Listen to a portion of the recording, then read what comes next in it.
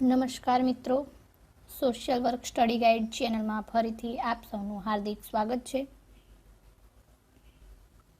આજથી આપણે આપણો કોર્સ શરૂ કરવા જઈ રહ્યા છીએ।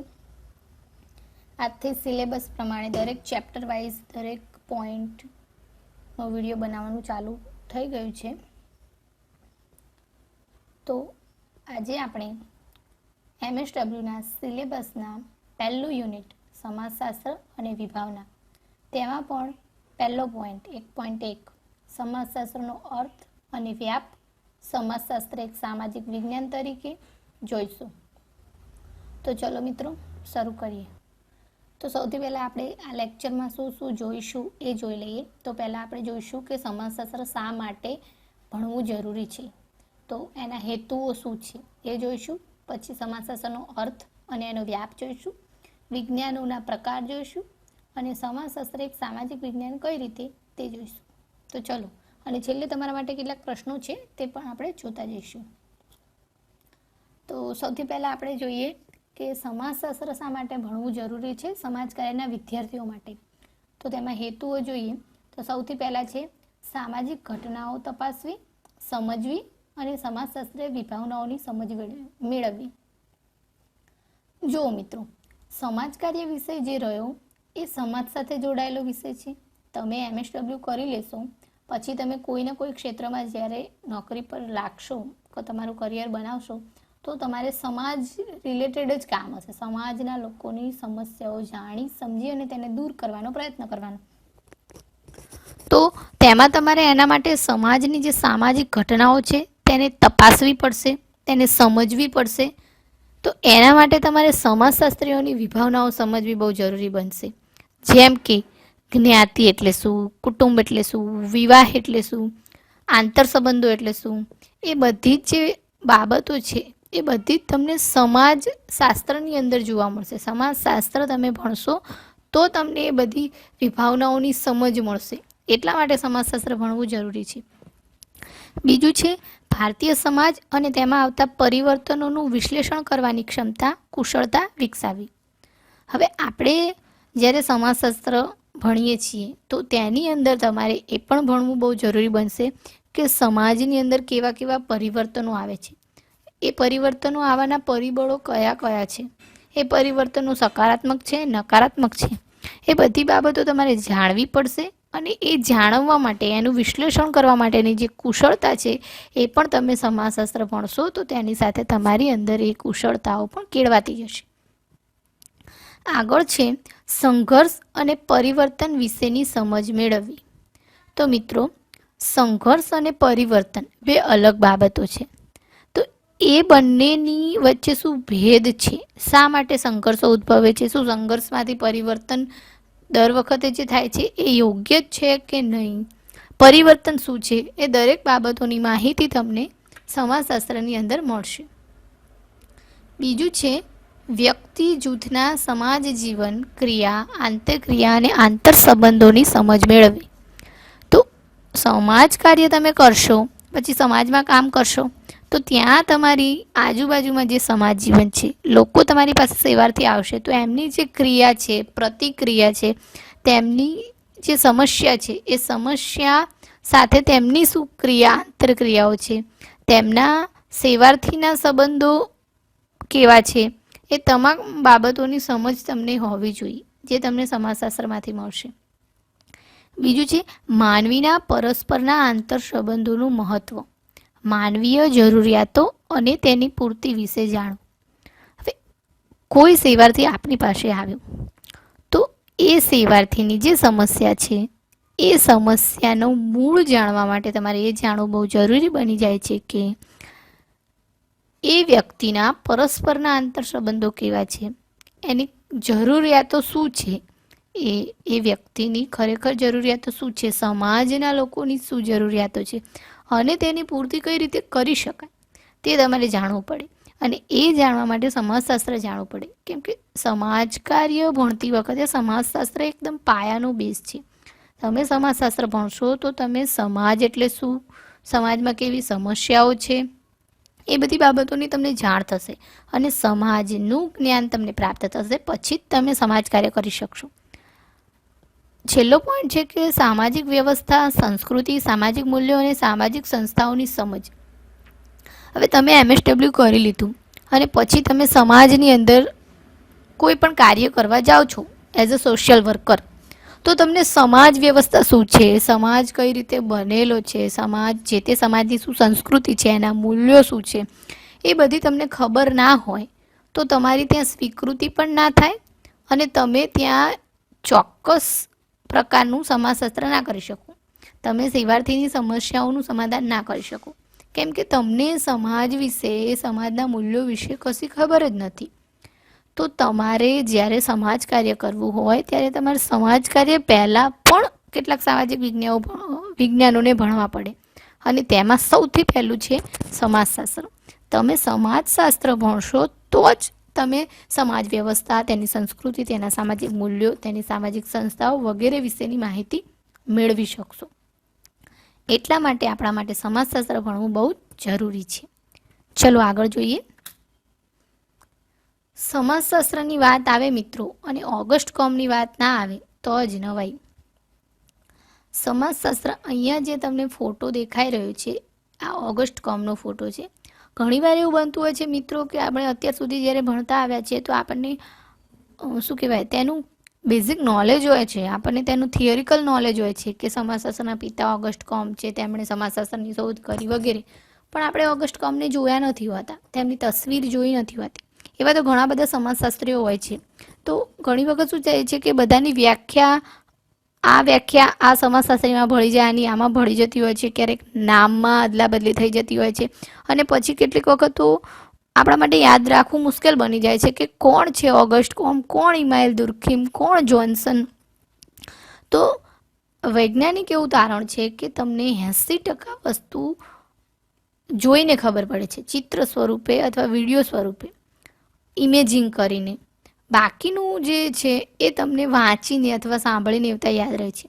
એટલા માટે મેં આ પદ્ધતિનો ઉપયોગ કર્યો છે કે હું તમને જે પણ માહિતી આપીશ એમાં જે સમાજશાસ્ત્રીઓ છે એના ફોટોગ્રાફ્સ પણ પ્રોવાઈડ કરીશ, જેથી તમને એક સ્પષ્ટ ખ્યાલ આવે કે અચ્છા ઓગસ્ટ કોમ આ છે, એમણે આ વ્યાખ્યા આપી છે. તો જ્યારે તમને એ પ્રશ્ન પૂછાય ને ત્યારે તમારા દિમાગમાં એ તસવીર આવે ઓગસ્ટ કોમની, તો ખબર પડે તરત, હા ઓગસ્ટ કોમની વ્યાખ્યા આ છે. તો એટલા માટે મેં અહીંયા કેટલાક સમાજશાસ્ત્રીઓના ફોટોગ્રાફ્સ મૂક્યા છે, તે તમે પછી ધ્યાનથી જોઈ લેજો પીડીએફમાં. તો ઓગસ્ટ કોમની વાત કરીએ. ઓગસ્ટ કોમ ફ્રાન્સના હતા. તેમનો જન્મ મોન્ટપેલિયરમાં થયો હતો. તેમને સમાજશાસ્ત્રના સંસ્થાપક, સમાજશાસ્ત્રના પિતા કહેવામાં આવે છે.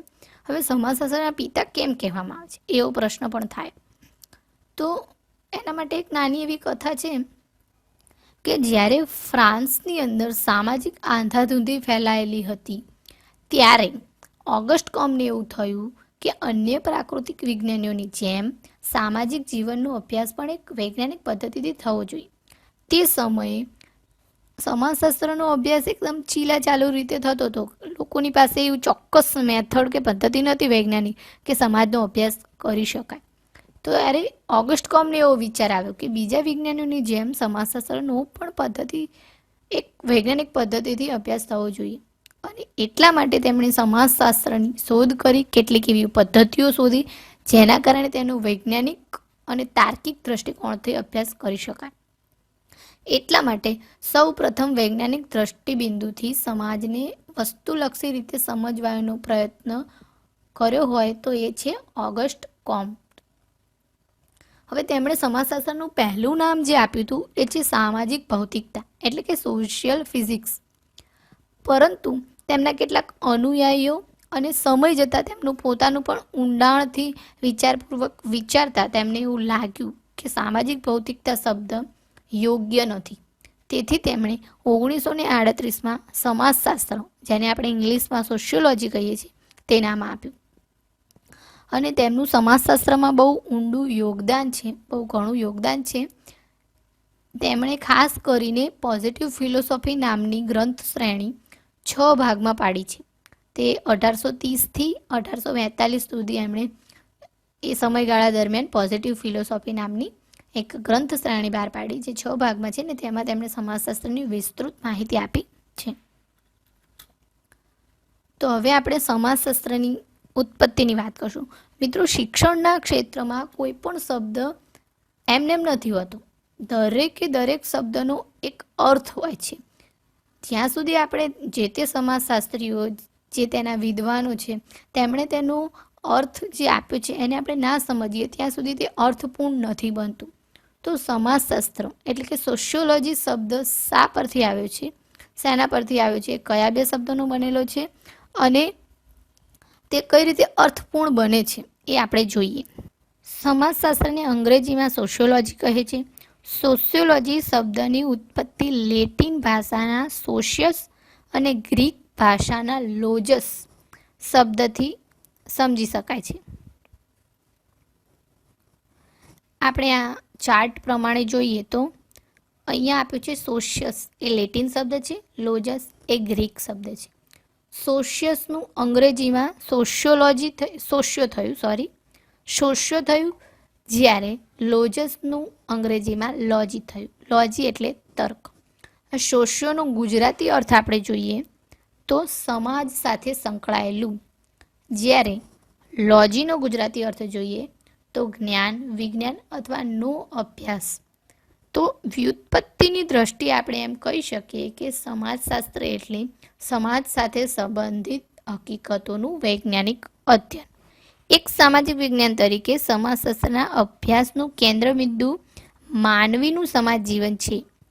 તે માનવીના સામાજિક સંબંધોના તાણાવાણાને સમજાવવાનો પ્રયત્ન કરે છે અને એટલે જ મેકાવે અને પેજ નામના સમાજશાસ્ત્રીઓના મત મુજબ સમાજશાસ્ત્ર વિષય વસ્તુ સામાજિક સંબંધો અથવા સામાજિક સંબંધોનું ગુંફન છે, જેને આપણે સમાજ તરીકે ઓળખીએ છીએ. તો મિત્રો, ખ્યાલ આવી ગયો કે સમાજશાસ્ત્ર એટલે શું? અહીંયા તમે શબ્દમાં જ તેનો અર્થ છુપાયેલો છે. સમાજ શાસ્ત્ર એટલે સમાજનો અભ્યાસ કરતું શાસ્ત્ર. ઠીક છે મિત્રો, હવે આપણે આ તો રહ્યો તેનો શાબ્દિક અર્થ. હવે તેનો આપણે વિસ્તૃત અર્થ જોઈએ તો સમાજશાસ્ત્રની કેટલીક વ્યાખ્યાઓ આપણે જોઈશું. ઓગસ્ટ કોમ્બે સમાજશાસ્ત્રની વ્યાખ્યા આપતા જણાવ્યું છે કે સમાજશાસ્ત્ર સામાજિક વ્યવસ્થા, સોશિયલ ઓર્ડર અને પ્રગતિ, સોશિયલ પ્રોસેસનું વિજ્ઞાન છે. એટલે કે જો ઓગસ્ટ કોમ્બની વ્યાખ્યા, તમને મિત્રો કોઈ પણ વ્યાખ્યા યાદ રાખવામાં જ્યારે તકલીફ થતી હોય ત્યારે તેનો સૌથી સરળ રસ્તો એ છે કે તમે જે તે વ્યાખ્યા લો તે વ્યાખ્યાના કીવર્ડ પકડવા. જો ઘણી વખત એવું જોવા મળ્યું છે કે વિદ્યાર્થીઓ મિત્રોને એવો પ્રશ્ન હોય છે કે વ્યાખ્યા કેટલી લખવી, 1, 2, 3, કેમ કે ઘણી બધી વ્યાખ્યાઓ હોય છે. સમાજ કાર્યની વ્યાખ્યા તો ઘણી બધી છે. સમય જતાં તેમાં પરિવર્તન આવ્યા જ કરે છે, તેનું ડેવલપમેન્ટ થતું જ રહે છે. તો ઉત્તમ જવાબ એ છે કે તમે 2 થી 3 વ્યાખ્યા લખો. ઓછામાં ઓછી તમે 1 લખી શકો છો, પણ જો 2 અથવા 3 લખી હોય તો એ વધારે સારું રહે છે. તો તમે 2 થી 3 વ્યાખ્યા લખી શકો છો અને નીચે તમારે એનો વિસ્તૃત પછી થોડી સમજ આપવાની હોય છે. હવે વ્યાખ્યા યાદ કેવી રીતે રાખવી? તો મિત્રો, કોઈ પણ વ્યાખ્યા હોય ને, જ્યારે તમે લખતા હોય કોઈ સમાજશાસ્ત્રીની કે કોઈ પણ વિદ્વાનની, ત્યારે સાચી રીત તો એ છે કે તે વ્યાખ્યાની તમારે એઝ ઇટ ઇઝ લખવી પડે, તેમના જ શબ્દોમાં. ઘણીવાર મિત્રો એવું કરતા હોય છે કે વ્યાખ્યા યાદ કરી લીધી પછી એને પોતાના શબ્દોમાં મોડિફાય કરીને પછી લખતા હોય છે. એ યોગ્ય રીત નથી. ઓથેન્ટિક રીતે તમે જોવા જાઓ તો જે પણ વિદ્વાને જે વ્યાખ્યા આપી છે એને એઝ ઇટ ઇઝ એ જ શબ્દોમાં લખવી પડે. તો વ્યાખ્યા લખતી વખતે તમારે એ જ શબ્દોમાં લખવાની છે, તો તમારે યાદ કઈ રીતે રાખવી? તો એના માટે હું એક સરળ તમને માહિતી આપું. આ વ્યાખ્યા પૂરતું નથી, તમે કોઈ પણ વસ્તુને જ્યારે તમારે યાદ રાખવી હોય તો એના માટે એ છે કે તમારે એના કીવર્ડ પકડવાના. કોઈ પણ બાબતમાં ચોક્કસ કીવર્ડ હોય છે. કીવર્ડ એટલે કે એના ચોક્કસ એવા શબ્દો કે એની અંદર એનો સાર છુપાયેલો હોય છે કે એ શબ્દો તમે કાઢી લો તો એનો કોઈ અર્થ ના રહે પછી એ વ્યાખ્યાનો અથવા જે તે ફકરાનો કે કોઈ બાબતનો. તો એવા શબ્દો શું છે? તો અહીંયા આપણે ઓગસ્ટ કોમ્બની વ્યાખ્યા જોઈએ કે સમાજશાસ્ત્ર સામાજિક વ્યવસ્થા અને પ્રગતિનું વિજ્ઞાન છે. તો આમાં 2 શબ્દો મુખ્ય છે. એક છે સામાજિક વ્યવસ્થા. તો એ સામાજિક વ્યવસ્થામાં શું છે એવું ખાસ બાબત શું કહેવા માંગે છે? તો સંરચનાત્મક પક્ષ. સામાજિક વ્યવસ્થા શાનાથી બનેલી છે? તો એના સંરચનાત્મક પક્ષથી. અને બીજું છે સામાજિક વ્યવસ્થાનું કાર્યાત્મક પક્ષ. અહીંયા પ્રગતિની વાત કરે છે. પ્રગતિ ક્યારે થાય કે કોઈ કાર્ય થાય ત્યારે, તો એ કાર્યાત્મક પક્ષ. તો સમજીએ કે સામાજિક વ્યવસ્થાનું સંરચનાત્મક પક્ષ એટલે શું. સામાજિક વ્યવસ્થાનો સંરચનાત્મક પક્ષ એટલે સામાજિક વ્યવસ્થા કઈ રીતે ઉદ્ભવી છે, એની રચના કઈ રીતે થઈ છે. તો કુટુંબ સંસ્થા છે, જ્ઞાતિ સંસ્થા છે, બધી સંસ્થાઓની એક હેરાર્કી છે, એવી રીતે એ જોડાયેલી છે અને એ તમામ સંસ્થાઓ ભેગી મળીને એ સામાજિક વ્યવસ્થાને ઉદ્ભવ થાય છે, સામાજિક વ્યવસ્થા બને છે. તો એ એનું સંરચનાત્મક પક્ષ છે. અને કાર્યાત્મક પક્ષ શું છે, તો આ જે સમૂહ છે, આ જે સંગઠન છે, આ જે સંસ્થાઓ છે, એ બધી જે સંરચનાત્મક પક્ષમાં જે એકમો આવે છે, જે બાબતો આવે છે, એ તમામ એકમ, તમામ સંસ્થા કે સંગઠન પોતાના સ્થાન પર રહીને એક કાર્ય કરે છે. એ કાર્ય પોઝિટિવ પણ હોઈ શકે, નેગેટિવ પણ હોઈ શકે. સમાજશાસ્ત્ર બંનેનો અભ્યાસ કરે છે. તો એ કાર્યાત્મક પક્ષ છે એ શું છે, કાર્ય કરવાનું કામ કરે છે. એ કોઈ કાર્ય કરે છે જે તે પોતાના સ્થાન પર રહીને, અને તેના દ્વારા સમાજની પ્રગતિ થાય છે. તો સમાજશાસ્ત્ર આ બંને પક્ષનો અભ્યાસ કરે છે. સમાજશાસ્ત્ર સામાજિક વ્યવસ્થાના સંરચનાત્મક પક્ષનો અને કાર્યાત્મક પક્ષનો અભ્યાસ કરે છે, અને તેના થકી જે પ્રગતિ થાય છે તેનો પણ સમાજશાસ્ત્રમાં સમાવેશ કરવામાં આવે છે. તો આ છે ઓગસ્ટ કમની વ્યાખ્યા. તો મિત્રો, તમારા માટે એક પ્રશ્ન છે, તમારે આનો જવાબ મને આપવાનો રહેશે. સમાજશાસ્ત્રના જનક કોણ છે? આપણે આગળ જે સ્લાઇડો ભણી ગયા એમાંથીનો જ આ પ્રશ્ન છે, અને સાથે અહીંયા મેં તમને એક પુસ્તક ફોટો છે, તેમાં પણ તમને એનો જવાબ મળી રહેશે. શું છે? ઓગસ્ટ કોમ. બરાબર છે. બીજો પ્રશ્ન છે, આ તમારે કોમેન્ટ બોક્સમાં આના જવાબ આપવાના છે. આનો જવાબ હું નહીં કહું અત્યારે, તમારે એનો જવાબ મને કોમેન્ટ બોક્સમાં લખીને આપવાનો છે. બીજો પ્રશ્ન છે, સમાજશાસ્ત્રનું પહેલું નામ શું હતું? સમાજશાસ્ત્રનો શબ્દ કઈ બે ભાષાઓમાંથી મળીને બને છે? અને સમાજશાસ્ત્રના અભ્યાસની પરંપરા ખાલી જગ્યા અને ખાલી જગ્યાના લખાણોથી શરૂ થઈ. આ પ્રશ્નોના જવાબ કોમેન્ટ બોક્સમાં આપવાના છે. મિત્રો, કોમેન્ટ બોક્સમાં તમે મને જવાબ આપવાનું ભૂલતા નહીં. મને આશા છે કે તમે ચોક્કસથી જવાબ આપશો. એ સિવાય તમારો કોઈ અભિપ્રાય હોય, તમારો કોઈ મત હોય, તમે કોઈ સજેશન આપવા માંગતા હોય, તો તમે મને કોમેન્ટ બોક્સમાં લખી શકો છો. તમારા પ્રશ્નો જે કાંઈ પણ હોય એ હું તેનો જવાબ આપવાનો પ્રયત્ન કરીશ. અને સાથે આ લેક્ચર તમને કેવું લાગ્યું એ પણ તમે કોમેન્ટ બોક્સમાં લખીને જણાવજો. આગળ આપણે જોઈએ મેકાઇવર અને પેજની વ્યાખ્યા. મેકાઇવર અને પેજ સમાજશાસ્ત્ર સામાજિક સંબંધો અથવા સામાજિક સંબંધોના ગુંફણનો અભ્યાસ કરતું શાસ્ત્ર છે. તો આમાંથી કઈ બે બાબતો નીકળી આવે છે? તો આમાંથી મુખ્યત્વે બે બાબત છે. સમાજશાસ્ત્ર સામાજિક સંબંધોનો અભ્યાસ કરે છે, અને બીજું છે સમાજશાસ્ત્ર સામાજિક સંબંધોની પ્રકૃતિ એક જાળની જેમ હોય છે. અહીંયા ગુંફણનો અર્થ જાળ જ છે મિત્રો. ગુંફણ એટલે જાળ જ સમજવું. હવે મેકાઇવર અને પેજ શું કહે છે કે સમાજશાસ્ત્ર સામાજિક સંબંધોનો અભ્યાસ કરે છે. સમાજની અંદર જે કાંઈ પણ સંબંધો છે એનો અભ્યાસ કરે છે. એમાં પછી તમારે સંબંધોમાં પતિ પત્નીના સંબંધો, એક જૂથના બીજા જૂથ સાથે સંબંધો, મિત્ર મિત્રના સંબંધો, જ્ઞાતિ જ્ઞાતિ વચ્ચેના સંબંધો, વ્યક્તિ અને જૂથ સાથેના સંબંધો, એ તમામ સંબંધોનું જેટલા પણ સામાજિક સંબંધો છે તમામ સંબંધોનો અભ્યાસ સમાજશાસ્ત્ર કરે છે. બીજું એ છે કે સમાજશાસ્ત્ર સામાજિક સંબંધોનો અભ્યાસ કરે છે, પણ એ સંબંધો કેવા છે? તો એ સંબંધોની પ્રકૃતિ એક જાળની જેવી છે. કઈ રીતે? તો એ આપણે આ ચિત્ર દ્વારા જોઈએ. થોડું મોટું કરીએ આપણે આને, જેથી તમને ખ્યાલ આવે.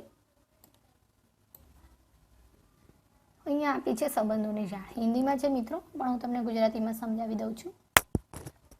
આ છે એક વ્યક્તિ, જે તે વ્યક્તિ સમાજમાં રહેનાર વ્યક્તિ. તો એ વ્યક્તિ છે એનો એના માતા પિતા સાથે સંબંધ છે, પછી કુટુંબમાં સંબંધ છે માતા પિતા સાથે. વ્યક્તિ જન્મે છે સૌથી પહેલા સંબંધ એનો માતા પિતા સાથે બંધાય છે. હવે એ વ્યક્તિની કુટુંબની અંદર જોઈએ તો આની દરેક ઈચ્છાઓ કુટુંબમાં પૂર્ણ થતી હોય છે. કુટુંબની અંદર એ બહુ જ લાડકોડથી મોટો થાય છે, અને ત્યારે એને દુનિયાનું એટલું બધું ભાન હોતું નથી. પછી ધીરે ધીરે માતા પિતા દ્વારા એનું સમાજીકરણ કરવામાં આવે છે, અને તે ધીમે ધીમે જેમ મોટો થાય છે એમ પછી તેના બાહ્ય મિત્રો બને છે. તેમાં સૌથી પહેલા એના હમ ઉમ્રના જે સાથી મિત્રો હોય છે, જેને આપણે જેની સાથે રમતા હોય, ખેલકૂદના સાથી કહી શકીએ. પછી એ મોટો થાય છે એટલે કામ ધંધે જાય છે, રોજગારી માટે જાય છે, તો એના કાર્યાલય સાથે સંબંધો, જે તે એની ઓફિસની અંદર એના બોસ સાથે, એના કલીગ સાથે એના સંબંધો બંધાય છે. પછી કેટલીક વખત આપણા સમાજની અંદર માણસને એક સામાજિક પ્રાણી કહેવામાં આવ્યું છે. તો માણસ પોતાની માનસિક જે તણાવ છે, તાણાવાણા છે, એની આધ્યાત્મિક શાંતિ માટે એક અલૌકિક શક્તિ સ્વરૂપે તે મંદિરમાં જાય છે. તો તેના ધાર્મિક સંબંધો, જેની અંદર તે જે તે મંદિરમાં જાય છે, તેના પૂજારી સાથે સંબંધો, ધાર્મિક વડા હોય છે, ધાર્મિક સંગઠનો હોય છે, તેની સાથે સંબંધો. અહીંયા કોઈ ચોક્કસ એક ધર્મની વાત નથી. કોઈ પણ ધર્મનો વ્યક્તિ હોય, એ આસ્તિક હોય કે નાસ્તિક હોય, એ કોઈક ને કોઈક સ્વરૂપે ઈશ્વરીય શક્તિ સાથે પોતાની રીતે સંકળાયેલો હોય છે. એ સંબંધોની વાત છે. પછી એ વધારે મોટો થાય છે એટલે એના લગ્ન થાય છે, એટલે જીવનસાથી સાથે સંબંધ. જેમ આપણે અહીંયા કીધું માતા પિતા છે, તો પહેલાં એ જીવનસાથી હતા. કોઈ એક વ્યક્તિ બીજા વ્યક્તિ સાથે લગ્ન ગ્રંથિથી જોડાય છે અને પૂરી જિંદગી માટે એક સાથે જોડાય છે, જીવનસાથી બને છે. તો એ બંનેનો એકાબીજી સાથે સંબંધ, અને પછી તેઓ માતા પિતા બને છે, એટલે ફરી પાછું વ્યક્તિનો માતા પિતા સાથે સંબંધ. તો આ એક ઝાડ છે જે સતત પરિવર્તન થયા કરે છે અને જટિલ બનતો જાય છે. અહીંયા માતા પિતાનું બાળક સાથે, બાળકનું માતા પિતા સાથે, બાળકનું પોતાના હમઉમ્રના જે સાથી છે, મિત્રો છે, એમની સાથે, મિત્રોનો પાછો બાળક સાથે, માતા પિતા જીવન સાથે છે તો તેમનો એકાબીજી સાથે પણ સંબંધ છે. એવી રીતે વ્યક્તિનો કાર્યાલય સાથે, કાર્યાલયના લોકોનો વ્યક્તિ સાથે. તો આવી રીતે એકાબીજી સાથે પુનરાવર્તન થયા કરે છે અને આ સંબંધો વધારે વધારે જટિલ થતા જાય છે. તો આ તમામ સંબંધોનું અભ્યાસ સમાજશાસ્ત્ર કરે છે, અને એ સમાજશાસ્ત્રને આપણે સામાજિક વિજ્ઞાન કહીએ છીએ. સામાજિક વિજ્ઞાનની વાત આવી છે, તો સમાજશાસ્ત્રને સામાજિક વિજ્ઞાન શા માટે કહેવામાં આવે છે, તો એ આપણે જોવું પડે.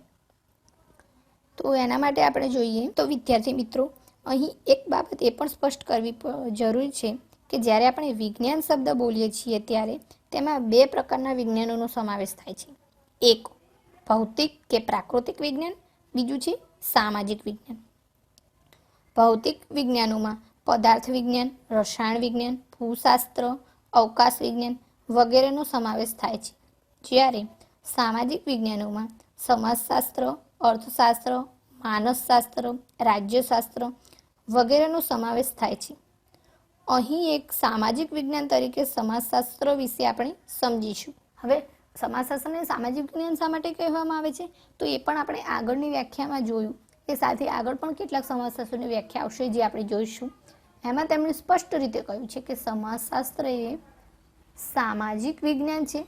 શા માટે, તો એ વૈજ્ઞાનિક પદ્ધતિથી તાર્કિક રીતે સમાજનો અભ્યાસ કરે છે. હવે આપણને એ પ્રશ્ન થાય કે વિજ્ઞાનની તો એક પ્રયોગશાળા હોય. આપણે જોયું છે કે જે પણ વિજ્ઞાનો છે તો એની પ્રયોગશાળા હોય છે. પ્રયોગશાળામાં તેનો પ્રયોગો થતા હોય છે ને એના આધારે તેને વિજ્ઞાન કહેવામાં આવે છે. જ્યારે સમાજશાસ્ત્રની તો કોઈ પ્રયોગશાળા નથી. તો મિત્રો, સમાજશાસ્ત્રની પણ પ્રયોગશાળા છે. કઈ? તો સમાજશાસ્ત્રની પ્રયોગશાળા સમાજ છે. આ સમાજ રૂપી પ્રયોગશાળા છે સમાજશાસ્ત્રની. આગળની વ્યાખ્યામાં આપણે જોયું કે સંબંધોનો અભ્યાસ કરે છે, આંતરક્રિયાઓનો અભ્યાસ કરે છે, પરસ્પરના સંબંધોનો. તો એ અભ્યાસ તે ક્યાં કરે છે? સમાજમાં. જ્યારે કોઈ સમાજશાસ્ત્રી સમાજશાસ્ત્રનો અભ્યાસ કરે છે, તેના કોઈ પણ ક્ષેત્રનો, કોઈ પણ સ્વરૂપનો, તો તે સમાજમાં જ કરે છે, સમાજના લોકોનું જ કરે છે. આપણે આગળ જો એની પદ્ધતિઓ વિશે આવશે તો જોઈશું કે પ્રશ્નાવલી છે, મુલાકાત છે વગેરે જે એની પદ્ધતિઓ છે, એ પદ્ધતિઓનો અભ્યાસ તે કઈ રીતે કરે છે પદ્ધતિઓ દ્વારા. તો એ સમાજને એક પ્રયોગશાળાના રૂપે લે છે, નમૂના રૂપે કેટલાક વ્યક્તિઓ, કેટલાક સમુદાય, કેટલાક સમૂહને લે છે અને પછી તે વૈજ્ઞાનિક પદ્ધતિ દ્વારા તેનો અભ્યાસ કરે છે. એટલે કે સમાજશાસ્ત્ર એ વૈજ્ઞાનિક દૃષ્ટિકોણથી સમાજરૂપી પ્રયોગશાળામાં જ તેનો અભ્યાસ કરે છે અને તેથી તેને એક સામાજિક વિજ્ઞાન કહેવામાં આવે છે. બીજી તેની ઘણી બધી કેટલીક લાક્ષણિકતાઓ છે જેના કારણે તેને સામાજિક વિજ્ઞાન કહેવામાં આવે છે. પણ મેં તમને અહીંયા કેટલીક ચોક્કસ બાબતો જે છે મહત્વની, જે આપણી વ્યાખ્યામાં આવે છે એના વિશે વાત કરી છે. હવે આપણે એ જોયું કે સમાજશાસ્ત્ર એક સામાજિક વિજ્ઞાન કઈ રીતે છે. તો આપણને એ પ્રશ્ન પણ જરૂર થાય કે સમાજશાસ્ત્રનો ઉદ્ભવ પહેલાં શું સમાજશાસ્ત્ર નહોતું. તો ચલો એના વિશે જોઈ લઈએ. તો એક સામાજિક વિજ્ઞાન તરીકે સમાજશાસ્ત્રના ઉદ્ભવને હજુ પોણા 200 વર્ષ જ થયા છે. ત્યારે વિદ્યાર્થી મિત્રો, આપને સવાલ થતો હશે કે શું પોણા 200 વર્ષ પૂર્વે સમાજ અંગેનો કોઈ વ્યવસ્થિત અભ્યાસ થતો જ નહોતો? આ સવાલના જવાબ રૂપે એમ કહી શકાય કે સમાજના અભ્યાસની આ પરંપરા ગ્રીક ચિંતકો પ્લેટો અને એરિસ્ટોટલના લખાણોથી શરૂ થઈ હતી. આ બંને વિદ્વાનોના મત મુજબ સમાજ એક સુગ્રંથિત વ્યવસ્થા છે અને તે સામાજિક અસમાનતા અને શ્રમ વિભાજન પર આધારિત છે. 14મી સદીમાં ઇબ્ન ખાલ્દુન નામના વિદ્વાને આરબ જગતની રખડુ ટોળીઓ અને સ્થાયી ટોળીઓનો તુલનાત્મક અભ્યાસ કર્યો હતો. એ તુલનાત્મક અભ્યાસ કરીને માનવ ઇતિહાસને ઉત્ક્રાંતિની પ્રક્રિયા તરીકે ઓળખાવી સામાજિક પરિવર્તનનો ખ્યાલ રજૂ કર્યો હતો. આ ઉપરાંત થોમસ હોબ્સ, જ્હોન લોક, વિકો, મોન્ટેસ્કુ, રૂસો, સેન્ટ સિમોન જેવા વિદ્વાનોએ માનવ સમાજ અને સામાજિક વ્યવસ્થા અંગે વિચારો વ્યક્ત કર્યા હતા. હવે સમાજશાસ્ત્ર પહેલાંની વાત થઈ. સમાજશાસ્ત્રના ઉદ્ભવની વાત કરીએ તો પ્લેટોથી લઈ સેન્ટ સિમોન સુધીના અનેક વિચારકોએ સમાજ અંગેનું ચિંતન રજૂ કર્યું. પરંતુ એક સામાજિક વિજ્ઞાન તરીકે સમાજશાસ્ત્રનો ઉદ્ભવ 19મી સદીમાં પશ્ચિમ યુરોપમાં થયો.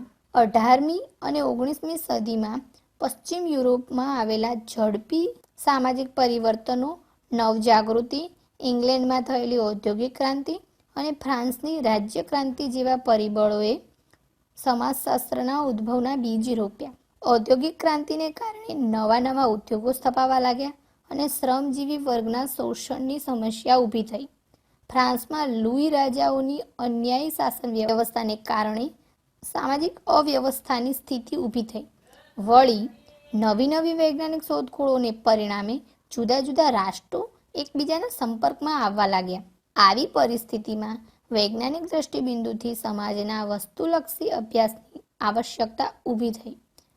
ફ્રાન્સના વિદ્વાન દાર્શનિક ઓગસ્ટ કોમે સૌ પ્રથમ વૈજ્ઞાનિક દ્રષ્ટિબિંદુથી સમાજના વસ્તુલક્ષી રીતે સમજવાનો પ્રયત્ન કર્યો.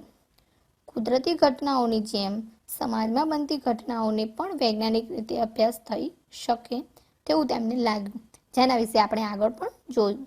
ઓગસ્ટ કોમથી શરૂ થયેલું સમાજશાસ્ત્ર ફ્રાન્સમાં ઇમાઇલ દુર્ખિમ, ઇંગ્લેન્ડના જ્હોન સ્ટુઅર્ટ મિલ અને હર્બર્ટ સ્પેન્સર, જર્મનીના કાર્લ માર્ક્સ અને વેબરના અભ્યાસોથી આગળ વધવા લાગ્યું. આરંભના સમયગાળામાં આ સૌ સમાજશાસ્ત્રીઓએ આપેલા અન્ય પ્રદાનને કારણે તેઓ પ્રતિષ્ઠિત સમાજશાસ્ત્રીઓ તરીકે જાણીતા થયા. તો મિત્રો, આ હતી સમાજશાસ્ત્ર વિશેની વાત. સમાજશાસ્ત્રના ઉદ્ભવ પહેલાં શું હતું, સમાજશાસ્ત્રના ઉદ્ભવ ક્યારે થયું, એમાં કોનું કેવું યોગદાન હતું અને શા માટે તેને સામાજિક વિજ્ઞાન તરીકે ઓળખવામાં આવે છે. ઓગસ્ટ કોમ વિશે પણ આપણે ટૂંકમાં પરિચય મેળવી લીધો છે. આગળ આપણે જે સમાજશાસ્ત્રીઓ વિશે વાત કરી છે તે સમાજશાસ્ત્રીનો પણ આપણે એક પરિચય વિડીયો બનાવવાનો પ્રયત્ન કરીશું. જો તમે ઈચ્છતા હોય કે હું જુદા જુદા સમાજશાસ્ત્રીઓનો ટૂંકાણ પરિચયવાળો વિડીયો બનાવું તો તમે મને કોમેન્ટ બોક્સમાં જણાવજો, જેમાં હું તમને કાર્લ માર્ક્સ, વેબર, તારાબેન, આપણા ભારતીય સમાજશાસ્ત્રી છે, તેમનું શું યોગદાન હતું, તેમણે શા માટે પ્રસિદ્ધ છે, તેમણે કઈ મહાન પુસ્તકો લખ્યા છે, તેમનો જન્મ વગેરે તેમના વિશેનો ટૂંકો પરિચય આપણે આપીશું. જો તમે ઈચ્છતા હોય તો તમે મને કોમેન્ટ બોક્સમાં લખીને મોકલી શકો છો. હવે આપણે ઓડમની વાત કરીએ. ઓડમના કહેવા પ્રમાણે સમાજશાસ્ત્ર એ એવું વિજ્ઞાન છે જે સમાજનો અભ્યાસ કરે છે. ઓડમની વ્યાખ્યામાં કોઈ ચોક્કસ વિષય વસ્તુ નથી આપી. ઓડમનું કહેવું છે કે સમાજશાસ્ત્ર એવું વિજ્ઞાન છે જે સમાજનો અભ્યાસ કરે છે. હવે એમાં સમાજની તમામ બાબતોને તેણે આવરી લીધી છે. હવે તેમની વ્યાખ્યા પ્રમાણે કઈ બે મહત્વપૂર્ણ પક્ષ આપણને જોવા મળે છે એ જોઈએ. તો એક છે સમાજશાસ્ત્ર વિજ્ઞાન છે. જેમ આપણે આગળ જોયું કે સમાજશાસ્ત્ર એક સામાજિક વિજ્ઞાન છે એવું કઈ રીતે કહી શકાય, તો આપણે એ પણ કહી શકીએ કે ઓડમની વ્યાખ્યા પ્રમાણે સમાજશાસ્ત્ર એક વિજ્ઞાન છે અને તે સામાજિક સંબંધોનો, સમાજશાસ્ત્ર સંબંધોનો અભ્યાસ કરે છે. તો ઓડમે પણ આપણને પોતાની વ્યાખ્યામાં જણાવ્યું છે કે સમાજશાસ્ત્ર એક વિજ્ઞાન છે. કેમ કે તે સામાજિક બાબતોનો, સંબંધોનો અભ્યાસ કરે છે અને કઈ પદ્ધતિથી, તો વૈજ્ઞાનિક પદ્ધતિથી, માટે તે એક સામાજિક વિજ્ઞાન છે. એટલે કે સમાજશાસ્ત્ર સામાજિક સંબંધોનો વૈજ્ઞાનિક અભ્યાસ કરતું શાસ્ત્ર છે. આગળની વ્યાખ્યા જોઈએ. સમાજશાસ્ત્ર મનુષ્યોના આંતર સંબંધોના સ્વરૂપોનું વિજ્ઞાન છે. આ વ્યાખ્યા કોની છે? જ્યોર્જ સિમેલ. તો તેમની વ્યાખ્યામાંથી બે મહત્વપૂર્ણ તત્વોનો ઉલ્લેખ છે. એક છે આંતર સંબંધોનું સ્વરૂપ અને બીજું છે સમાજશાસ્ત્રની વૈજ્ઞાનિક અધ્યયન પ્રકૃતિ. જુઓ મિત્રો, કોઈ પણ સમાજશાસ્ત્રની વ્યાખ્યા તમે જોશો તો એ વ્યાખ્યા સમયે સમયે પરિવર્તન પામે છે એવું તમે જોઈ શકશો, પણ તેનું મૂળ જે છે એ વ્યાખ્યાનો જે હાર્દ છે એ તમને એક જ જોવા મળશે કોઈ પણ વ્યાખ્યામાં. જેમાં બે મુખ્ય બાબતો હોય છે. એક કે સમાજનો અભ્યાસ કરે છે અને બીજું છે વૈજ્ઞાનિક પદ્ધતિથી અભ્યાસ કરે છે. તો જ્યોર્જ સિમેલની વ્યાખ્યા પ્રમાણે પણ સમાજશાસ્ત્રની અંદર આંતર સંબંધોનું સ્વરૂપ, હવે એ આંતર સંબંધો કોઈ પણ સ્વરૂપે હોય, પ્રત્યક્ષ હોય, પરોક્ષ હોય, શાબ્દિક હોય, અશાબ્દિક હોય, કોઈ પણ સ્વરૂપે હોય, એ સંબંધોનો અભ્યાસ જ્યોર્જ સિમેલ મુજબ સમાજશાસ્ત્ર કરે છે. બીજું છે સમાજશાસ્ત્ર વૈજ્ઞાનિક અધ્યયનથી કરે છે. હવે આ જે સંબંધો છે એ સંબંધોનો અભ્યાસ કઈ રીતે થાય છે? તો વૈજ્ઞાનિક રીતે થાય છે. એટલા માટે તેની પ્રકૃતિ પ્રમાણે તે વૈજ્ઞાનિક પદ્ધતિથી અભ્યાસ કરે છે. તો આ વ્યાખ્યા છે જ્યોર્જ સિમેલની. એકવાર જોઈ લઈએ. સમાજશાસ્ત્ર મનુષ્યોના આંતર સંબંધોના સ્વરૂપોનું વિજ્ઞાન છે. બીજા પણ કેટલાક સમાજશાસ્ત્રીઓની વ્યાખ્યા અહીં આપી છે, એ પણ એકવાર જોઈ લઈએ. સમાજશાસ્ત્ર સમૂહમાં માનવ વર્તનનો અભ્યાસ કરે છે. કિમ્બલ યંગ. કિમ્બલ યંગના કહેવા પ્રમાણે સમાજશાસ્ત્ર સમૂહમાં માનવ વર્તનનો અભ્યાસ કરે છે. હવે કોઈ એક વ્યક્તિ છે તેનું પોતાનું સ્વતંત્ર વર્તન કેવું છે કોઈ એક વ્યક્તિનું, તો એનો અભ્યાસ સમાજશાસ્ત્ર નથી કરતું. તેનો અભ્યાસ મનોવિજ્ઞાન અથવા માનસશાસ્ત્ર કરે છે. જ્યારે સમાજશાસ્ત્ર તો સમૂહમાં માનવ વર્તનનો અભ્યાસ કરે છે.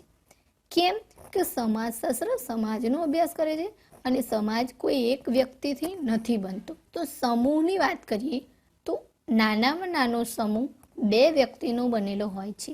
ઉદાહરણ તરીકે આપણે પતિ પત્ની છે તો તેમનું સ્વતંત્ર કોઈ એક વ્યક્તિ તરીકેના વર્તનનો અભ્યાસ સમાજશાસ્ત્ર નથી કરતું, પરંતુ પતિ અને પત્ની એ બંને મળીને એક સમૂહ બને છે અને એ સમૂહનો અભ્યાસ સમાજશાસ્ત્ર કરે છે. એટલે કે દાંપત્ય જીવનનો, પરસ્પર તેઓના સંબંધોનો અભ્યાસ સમાજશાસ્ત્ર કરે છે. પરસ્પર તેમના વર્તનનો અભ્યાસ સમાજશાસ્ત્ર કરે છે. તેવું કિમ્બલ યંગનું કહેવું છે. આગળની વ્યાખ્યા જોઈએ. સમાજશાસ્ત્ર સામાજિક જૂથો, તેના આંતરિક સ્વરૂપો અથવા સંસ્થાના વિવિધ પ્રકારો, તેને ટકાવી રાખતી અને પરિવર્તન લાવતી પ્રક્રિયાઓ અને જૂથો વચ્ચેના સંબંધોનો અભ્યાસ કરે છે. H.M. જોન્સન.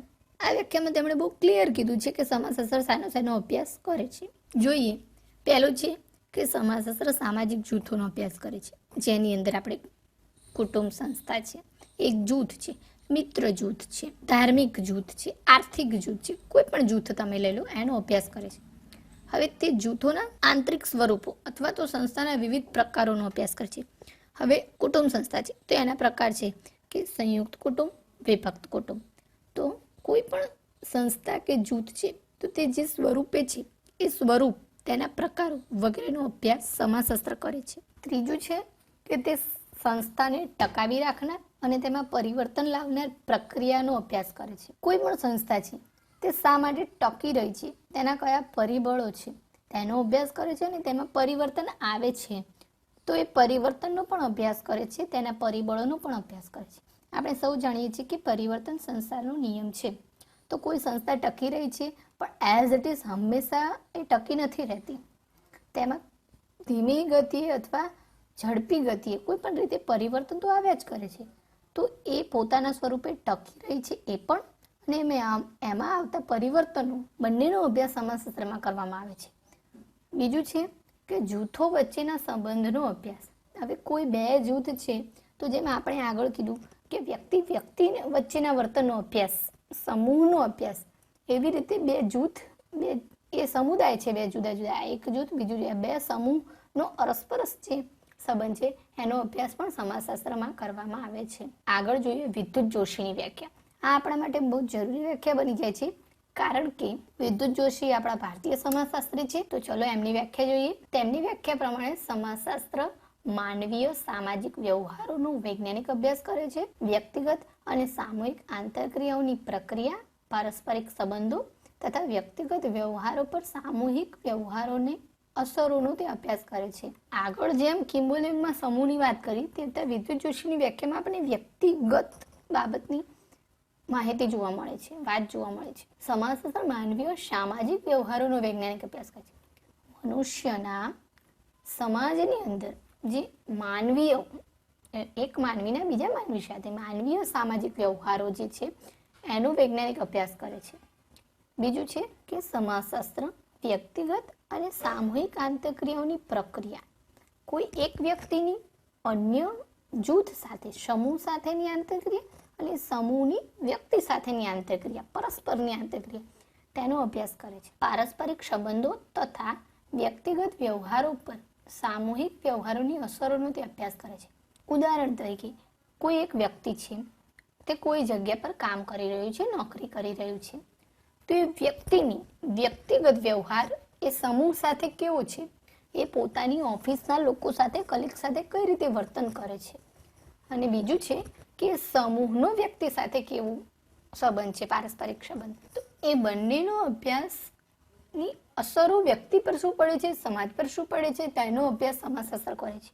જેમાં આપણે જોયું કે કોઈ એક વ્યક્તિ છે, કોઈ ઓફિસમાં નોકરી કરી રહ્યો છે કોઈ જગ્યા પર. હવે ઓફિસમાં તેના કલીગ સાથે, તેના બોસ સાથે તેના સંબંધો બહુ સારા છે, તેનું કામ ઘણું સારું છે, ઓફિસની અંદર સારો માહોલ છે અને તે તેના કામથી સેટિસ્ફાઈડ છે, તેને જોબ સેટિસ્ફેક્શન છે અને તે ખુશ છે. તો એ વ્યક્તિનું અન્ય સમૂહ સાથે કેવું વર્તન હશે? તો એ વ્યક્તિ જ્યારે ઘરે આવે છે તો કુટુંબમાં પણ એકદમ તમને હર્યું ભર્યું અને ખુશાલી વાળું વાતાવરણ જોવા મળશે, કેમ કે તેની જોબ સેટિસ્ફેક્શન છે, તે ખુશ છે પોતાની જિંદગીથી અને પોતાના બાળકો, પોતાની પત્ની, પોતાના પરિવારજનો સાથે પણ તે ઓફિસેથી આવે છે ત્યારે પણ ખુશહાલ રીતે વર્તન કરે છે.